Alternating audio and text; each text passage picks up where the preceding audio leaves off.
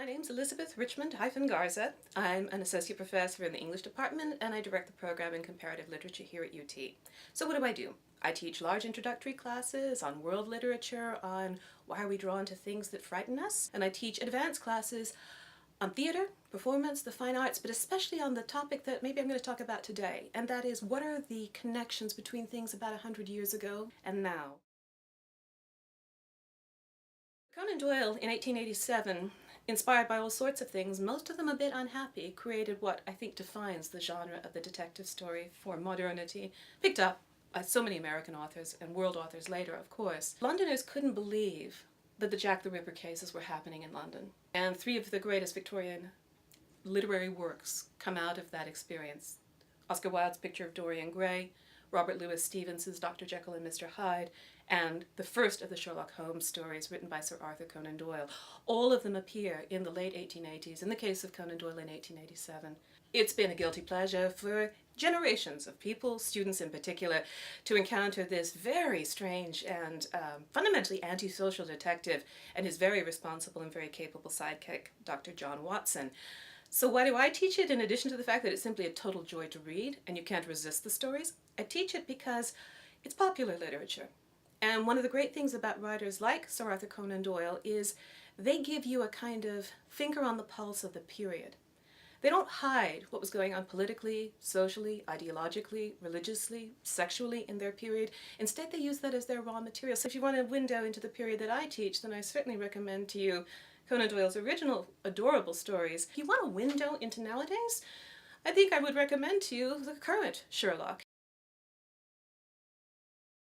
One of the great things about having texts that are written in a major capital city is if you decide that you want your text to be like a sponge, it's going to soak up pretty much every exciting topic.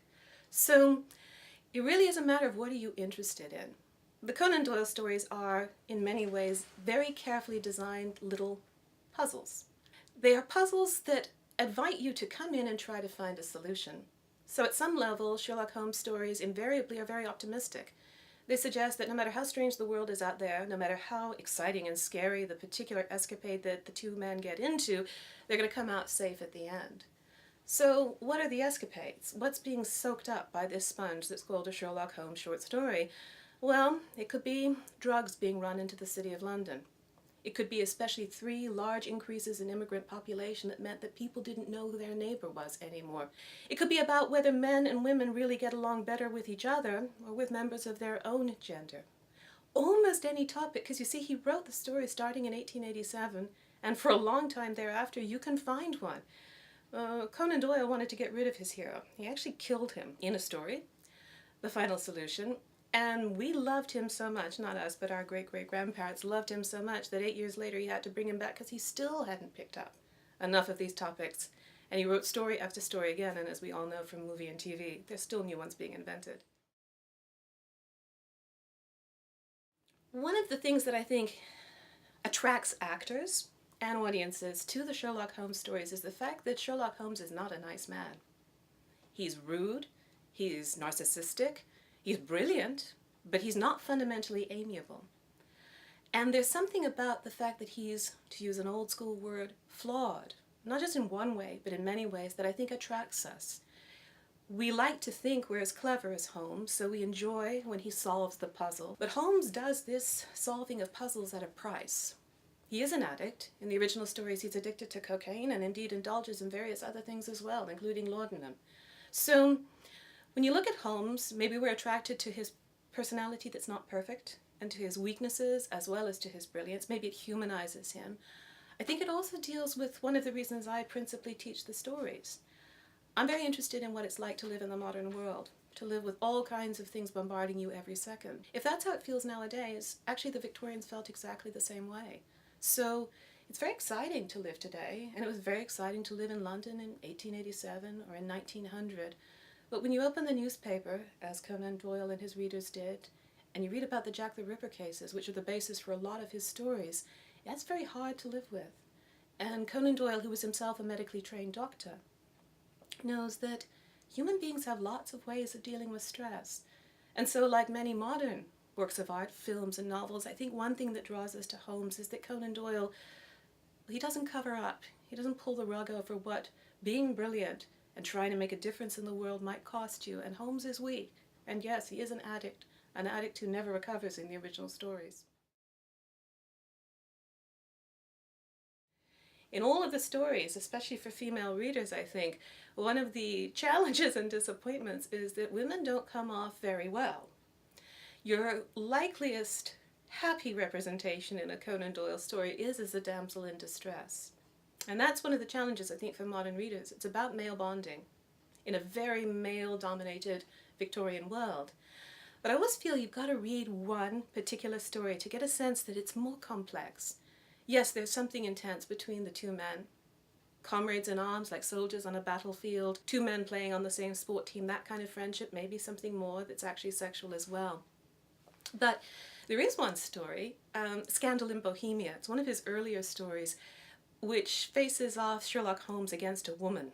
Irene Adler is her name, and it keeps showing up in weird ways in the modern versions. Irene Adler is a super expert blackmailer. She is the only character in all the Holmes stories that beats Holmes.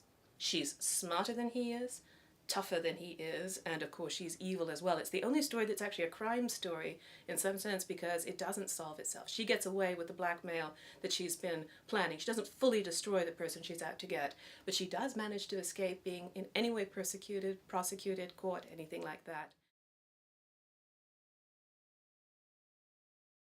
Okay, so Victorians are obsessed with technology. They love toys. There are huge advances in technology, some to do with electricity, a lot to do with communications that are taking place, especially mass communications in the Victorian period. Holmes is a low-tech computer. He reads everything, he has files of everything. He has, and this is one of the details I love the best about him, so he's a database. And his brother, who works for the government, Mycroft Holmes is his name, is literally a database. That's how he's described. He shows up in a couple of the episodes, a couple of the stories, and his entire job is to remember everything that needs remembering for the British government security. He's a human computer. Holmes is not quite as good at remembering things as Mycroft is, but he's more energetic and he's more dynamic. So in fact, he is the equivalent of Googling everything. It's all in his head. He just doesn't actually have to Google it because it's all in his head, or worst case scenario, it's in his file.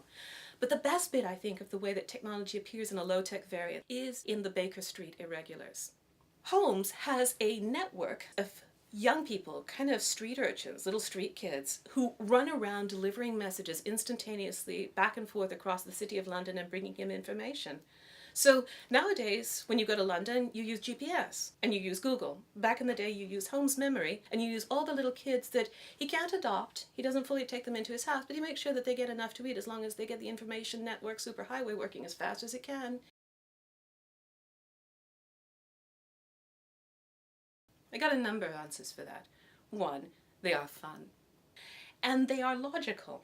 If you're interested in thinking things through, these are great stories. Actually, none of them is suspenseful. You'll figure out the story early on. You'll almost always know who done it. But it's the way that it's constructed. And so if you're interested in puzzles and logic, they're beautiful to read. And then I think there is something quite important about the issues we face in the modern world today. A lot of those problems and questions and challenges that we face now are still kind of expressed in terms that Conan Doyle would have recognized. And so why do I teach these stories? These ones are fun and the crime does almost always get solved, so they're not too scary, but they're full of difficult things, and the Sherlock Holmes stories function like little puzzles, like little labs, where you can figure out, what do you think?